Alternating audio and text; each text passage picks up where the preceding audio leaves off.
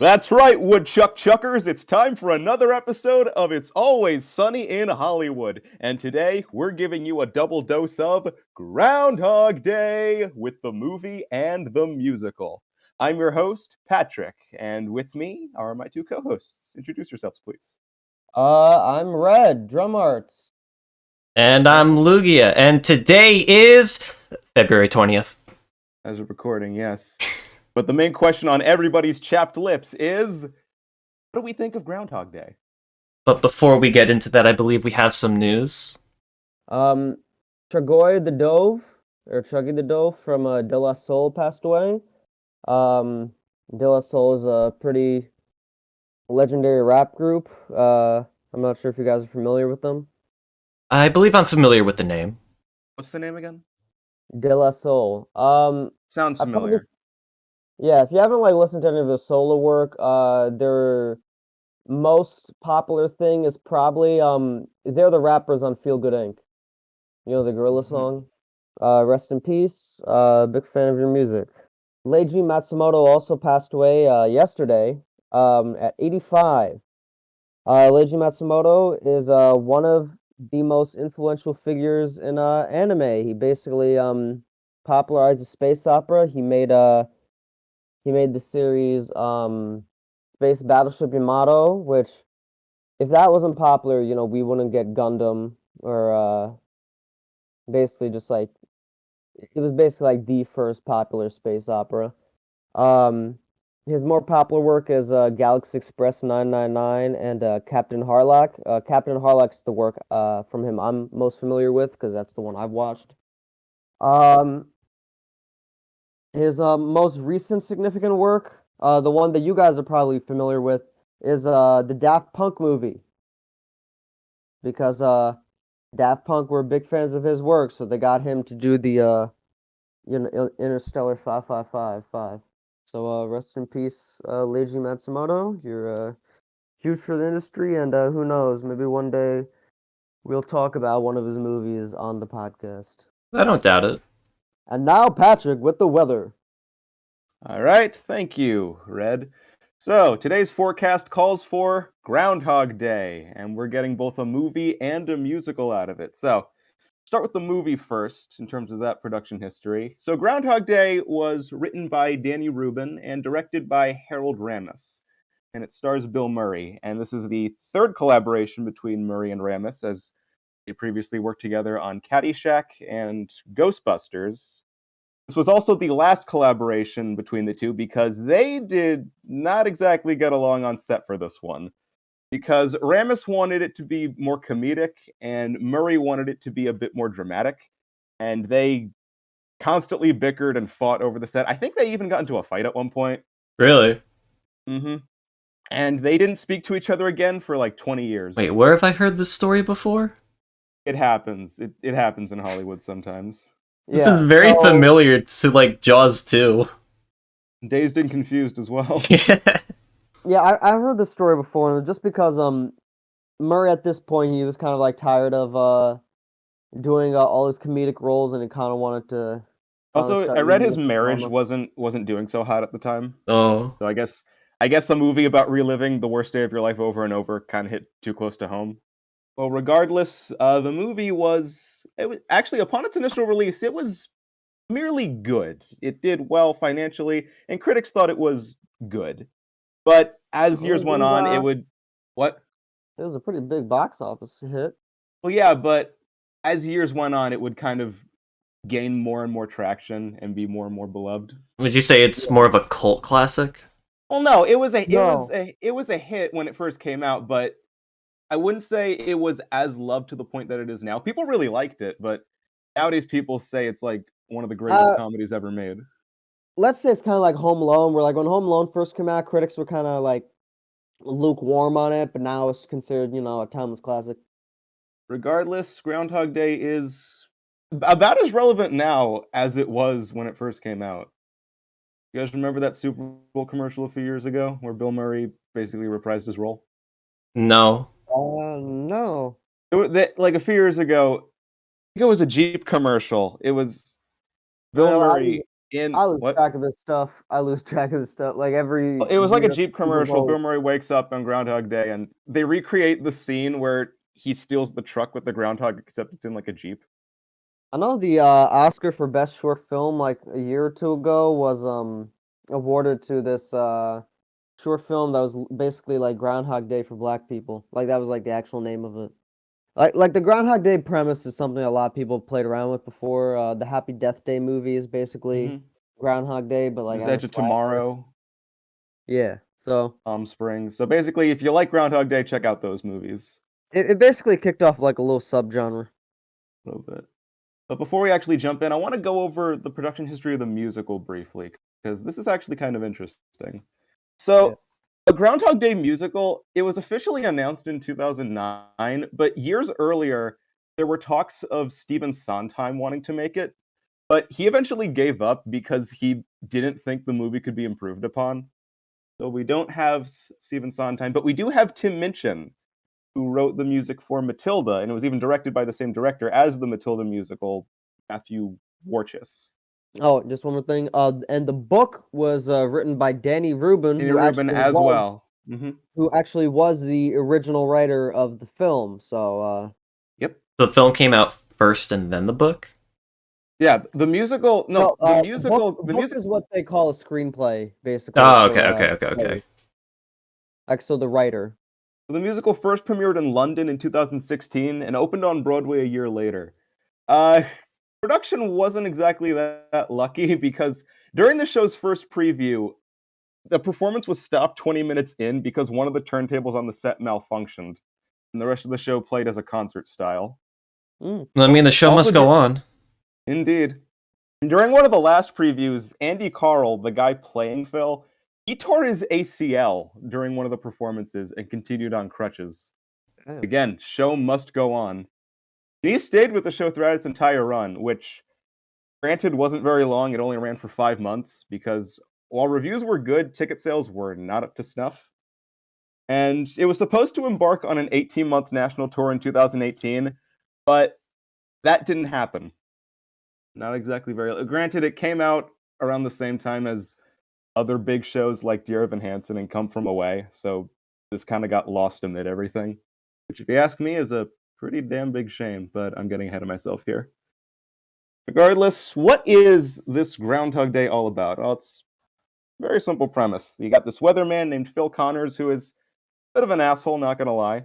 And he finds himself constantly reliving February 2nd over and over and over and over and over again. And, well, he has infinite time, so he does basically whatever the fuck he wants. And Yeah, road rage. At first it's a curse, then it's a blessing, then it's a curse. Yeah. And that same goes for the musical, except, we have musical numbers. So, Lugia, you said you'd never seen this before? Correct. You start. I was familiar with the premise of Groundhog's Day, but I've never seen it in full, like by myself before. And after seeing it for the first time, damn, this was really good. I wasn't expecting this to be like amazing, but like, I mean, I knew it'd be good, like, but I didn't think they'd do much with the premise outside of, oh, Bill Murray's just reliving the same day over and over and over again. But I think the psychological warfare in his mind throughout the entire film is what makes this interesting, because at the start he's like, wait, what the fuck? Why am I reliving the same day over again? And then he's like, okay, I can do whatever I want. I can steal this person's purse. I can just go out and get the cops on me without any consequences. I could do any crime I want. And then he tries using that to his advantage for to get Rita, but he keeps making the same mistakes and not learning from it. And then he just gets suicidal, and that's like, damn, that actually hits really hard. I'd say my favorite sequence from the film is the I am a god, like the Yeah. part where I love that scene. he's just like He knows everything about everybody. In 5 seconds, a waiter's gonna drop a tray of dishes. I feel like he's been through more cycles than what the movie shows us. Well, Oh, actually, yeah, that's the big they question. The big question is, how long is he in the time loop? yeah, I know like when asked, like I believe like some people say like he lived for like a century, like Like he's been doing this for like a long fucking It's time. never directly stated, but there are clues. We know at the very least he was there for 6 months, because at one point he says it took him 6 months to nail the card trick. But other than that, it's really all up to interpretation. And that's part of the fun of Groundhog Day. Just because different people will tell you different things based upon like religion and stuff. Yeah. Like how long it takes to achieve enlightenment. There is no explanation for why the time loop happened, and I'm very grateful that's the case because of how freeform it is. And by the end, when he's broken free of the time loop, that's just sort of a sign that he's changed as a person. It's not like there's some outside force saying, "Oh, now you're a good person. Bam, live your life." I guess. Yeah, like it'd be really stupid if like a wizard did it or something. No, it's you just kind of get it. Here's the thing, like we're like, oh, they'd be stupid if a wizard did it, but like I don't know, like Beauty and the Beast, like is effectively like the exact same thing if you really think about it, because it's selfish man getting cursed and basically has to learn to be a decent person through love to undo his curse.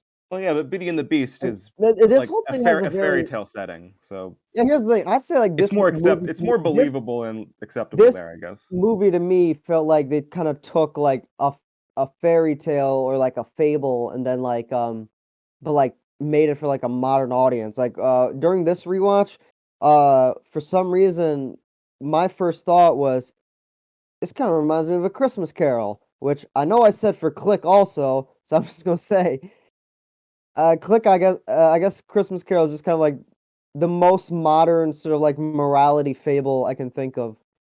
But like, yeah, it reminds me of like the classic kind of morality fable of a shitty person going through some sort of supernatural thing that forces him to sort of confront the person they were and become better by the end.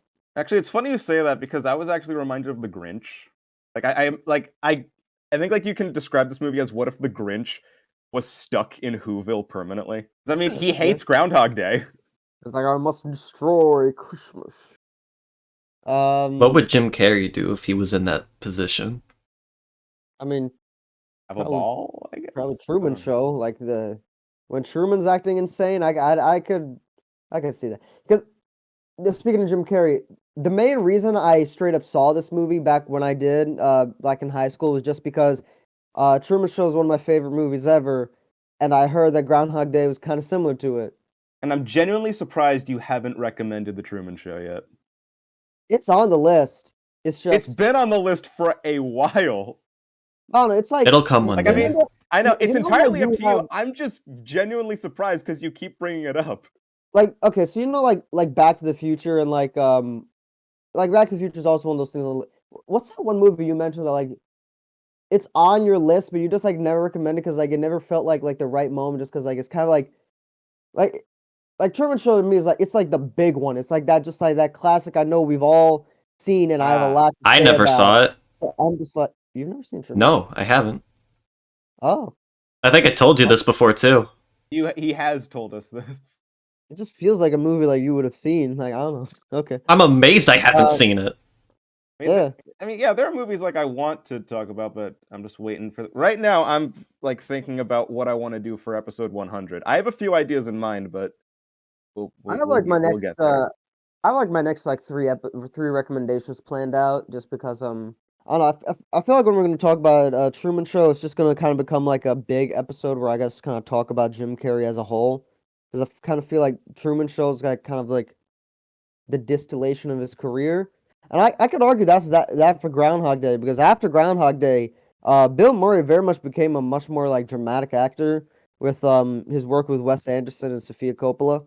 Also, guys, after rewatching this movie again, I gotta say, it is a big missed opportunity. Bill Murray didn't play a groundhog in Fantastic Mr. Fox. That would have been the ultimate callback. Like, I know Badger is a character in the book, but like, come on, that would have been great. Alternatively, it was a missed opportunity. He did not play a fat lasagna obsessed cat. Yeah, speaking of Bill Murray, he is kind of like the defining voice of the film, which is maybe the reason the play didn't like do well, because like Groundhog Day is like so heavily associated with Bill Murray. Like it's very clearly a Bill Murray vehicle. Like a lot of the humor comes from Bill Murray's personality, like his sort of Hollywood persona. Like you kind of go in, like basically the movie is about like the classic Bill Murray character becoming like a regular guy. Actually, one thing I forgot to mention: Bill Murray did see the musical. He loved it so much. In fact, he saw it twice. Huh. The musical's good. Yeah. But do you think the No, musical was dead on arrival because it lacked Bill Um, Murray's personality? No, it was really no, just. but I like think it's. here's the thing. The reason I brought that up is just because when I saw the musical, that was like the thing that stood out to me the most, like where I was just like, because like it felt like the same story, but because like it wasn't Bill Murray, like the character just felt like fundamentally different to me.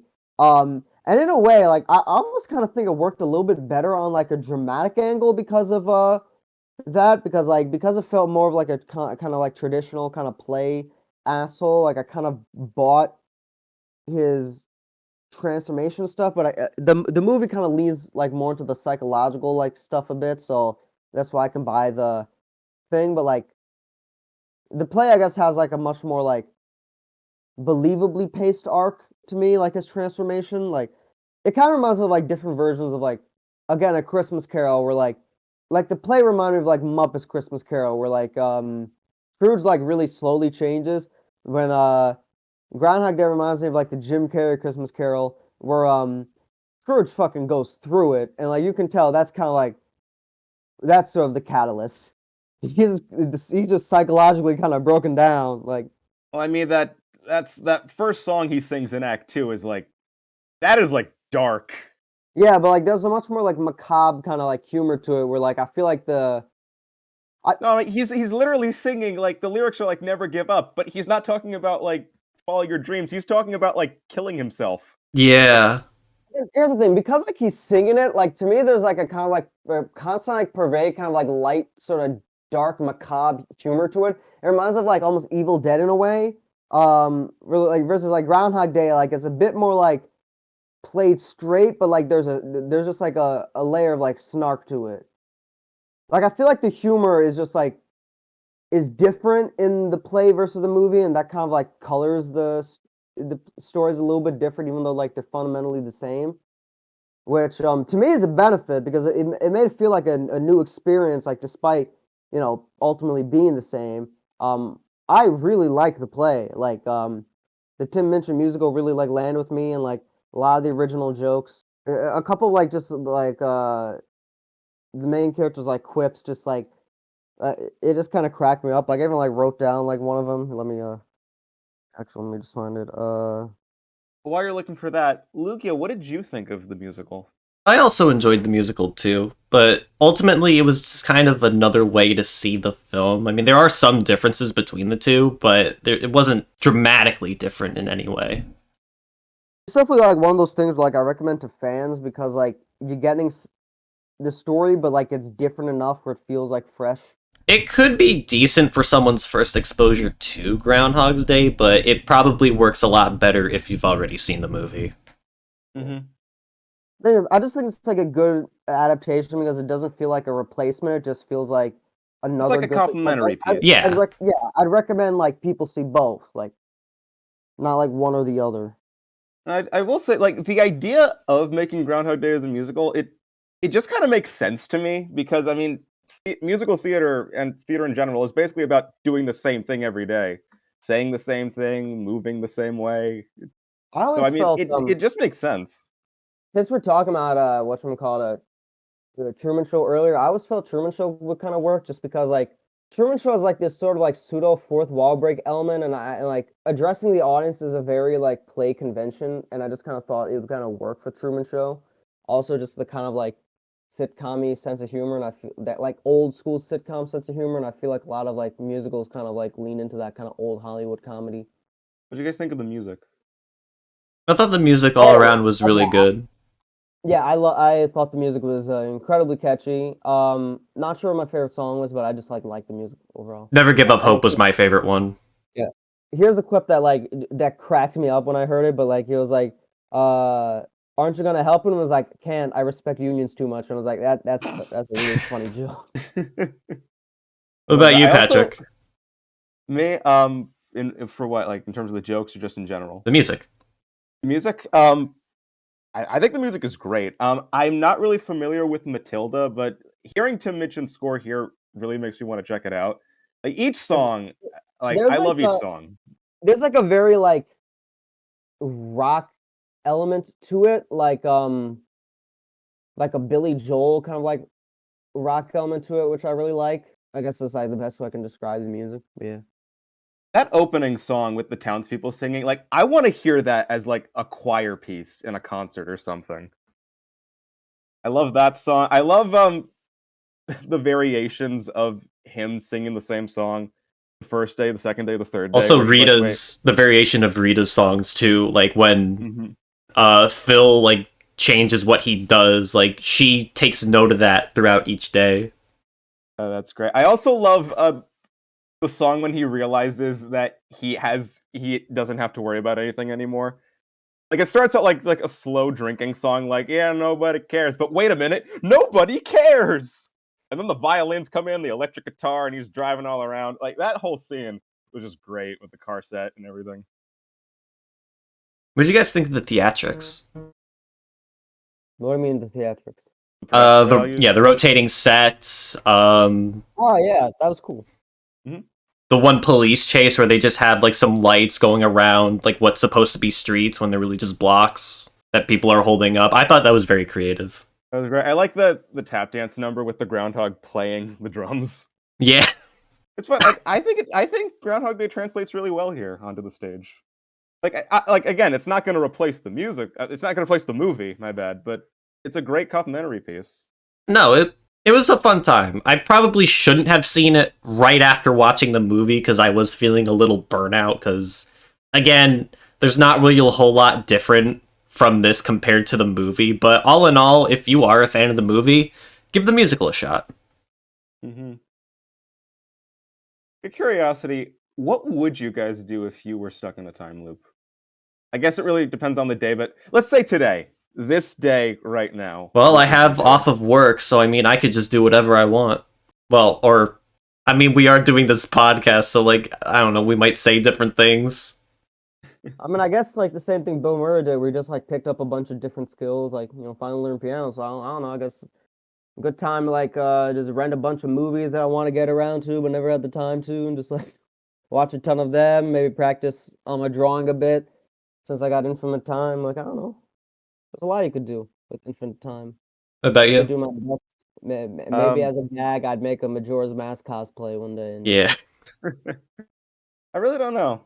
I mean, today isn't one of my busy days. I only have one class, so Now, how would that affect your class, though? it's really just a lecture class. So But I have wouldn't to it be spend boring to infinite hear time the to like same study. lecture over and over and over again? I don't know. I don't know. Wouldn't you I snap? You Don't you just want to don't go ape shit? it's only an just hour, don't enough 15-minute to class. understand it, and then you just like skip it the other times.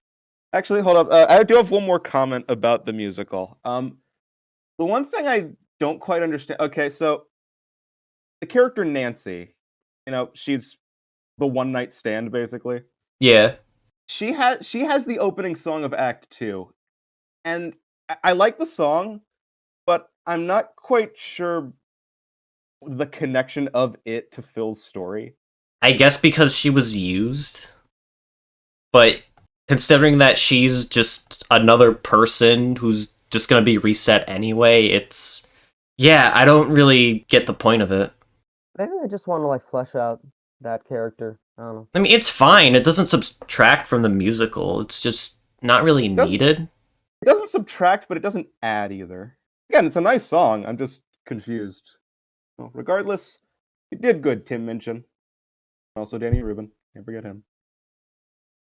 Do you have anything else you want to add about either version? Andy McDowell, she had a good performance in the film. I feel like we only kind of talked about Bill Murray because he was kind of the defining voice, and I'm a big fan of Chris Elliott, who played the cameraman. So a couple of the gags with him are pretty endearing, I guess. And don't forget Ned Ryderson. Needle Oh nose yeah, Ned. Ned in the head. You need insurance. yeah, the best side character. Actually, the scene of Phil punching Ned in the face has lived rent-free in my head for like 10 years. I don't know why. Anytime I hear the name Ned, that's immediately what I think of. Ned Schneebly. Phil decking him in the face. Actually, that's another thing I like about the musical. I like how when he's trying to do all the good deeds and he meets Ned, he still punches him in the face and says, "Sorry, it's a bad habit." I did have something I wanted to say, and it's about the old man near the end, where Phil learns that despite him having infinite time, not everybody else does, and no matter what he tries to do, he's gonna die anyway. The old man is gonna die anyway. And I thought that was a great inclusion to add, despite the fact that, this is Phil's story, but Yeah. It reminds me of Riley Rewind, but good. Remember Riley Rewind? I'd like to forget. Riley Rewind is another Groundhog like with like a time loop, but it's just bad. So Don't watch Riley Rewind. Watch Groundhog Day instead. yeah. And play Majora's Mask. That's really, but yeah, the thing with the movie I hear like the most compared to. Yeah, the thing with the old man and everything, that's what I really think makes Groundhog Day special, because, like, it's akin to something like Pleasantville. On the surface, it's a great premise, but they add, like, these additional layers of subtext and stuff to really think about, and I think that just makes it even more special. It's a very tightly written script. Like, Harold Ramis was very good at writing high concept comedy, because, like, Ghostbusters is also, like, a very... Like, he took this almost like shonen, like a premise that could very easily work for a blockbuster, and he just like completely demystified it and made it about like made them effectively janitors, but he also kind of like somewhat mystified like actual janitors. So like there's a lot of he's a clever writer. Actually, I have one more question I want to ask you guys before we wrap up, unless you had something else you wanted to say. No, I think I'm pretty much said everything I wanted to say. All right, well, to go back to a point we talked about before, out of curiosity, how long do you think he was stuck in the time loop for? I think like centuries. I would say at most like a year or two. I think a century is over exaggerating. Nah, he like memorized so much stuff. Like I'd say, yeah, considering that he knew like he memorized like the wind and the dog barks, and actually that's another one of my favorite scenes, when he's saying everything that's happening as he's robbing from the truck. But no, considering like he memorized the wind and like when somebody was choking or when the kid fell out of the tree, the fact that he became an expert ice sculptor and pianist, I think he was in there for like at most like I'd say like 20 years, 10 years, a couple decades at least. Yeah, at least a couple decades. On Google, if you type in "how long was the guy," the first autofill was "how long was the guy stuck in Groundhog Day." Hold up. Apparently it was 33 years and Yeah, no, you're right. 34 years.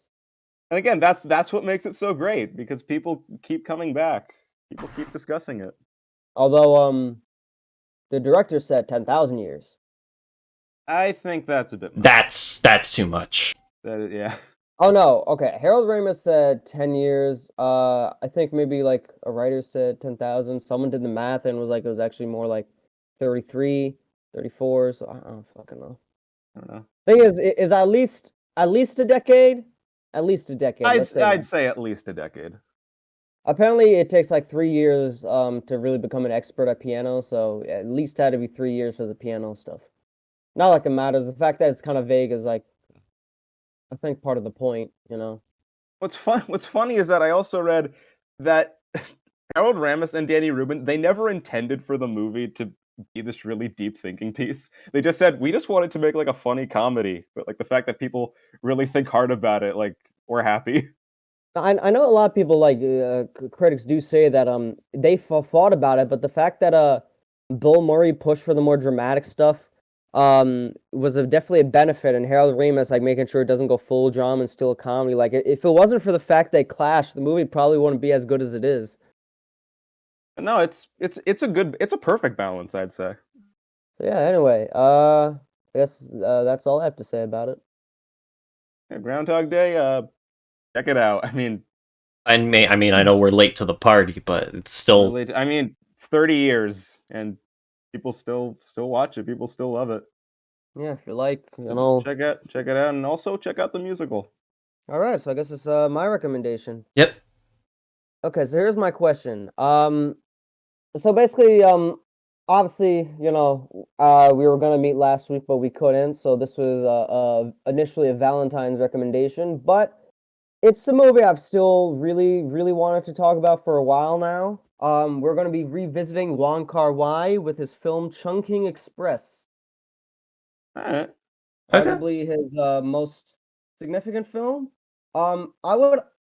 So this isn't required, but I'd also recommend you guys watch Fallen Angels because basically what Fallen Angels was is that Chunky Express was it was kind of like Pulp Fiction where like he made 3 stories, but he decided to just make the third story its own movie instead of so basically like you can watch Chunky Express as your own thing, Fallen Angels is your own thing. You can watch in any order too. I actually saw Fallen Angels first.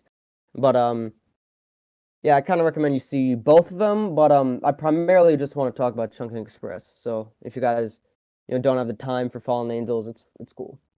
I should be able to. I have off Thursday. Yeah. Also, they're very short movies. They're both like a 90 minutes. So yeah. So yeah, Chungking Express and Fallen Angels. I guess close out the month of love. All right, so that does it for this episode of It's Always Sunny in Hollywood. That's right, Woodchuck Chuckers. It's time for another episode of It's Always Sunny in Hollywood. And today, we're giving you a double dose of Groundhog Day with the movie and the musical. I am your host, Patrick, and these are my co-hosts. Please introduce yourselves. Oh, we're gonna introduce You ourselves yeah, again? you were first. It's Okay, it's the start of the episode. Guys, what do you... Oh, I know what you're going right. for. I didn't understand. I didn't realize you were doing a loop thing. Okay. What do you... Yeah, I'm Red Drum loop? Arts. What are you talking about? We just started. I had this whole thing planned. Okay, I think that's a great way to cut it. That'd be like the perfect spot to cut it. That was my plan from the get-go.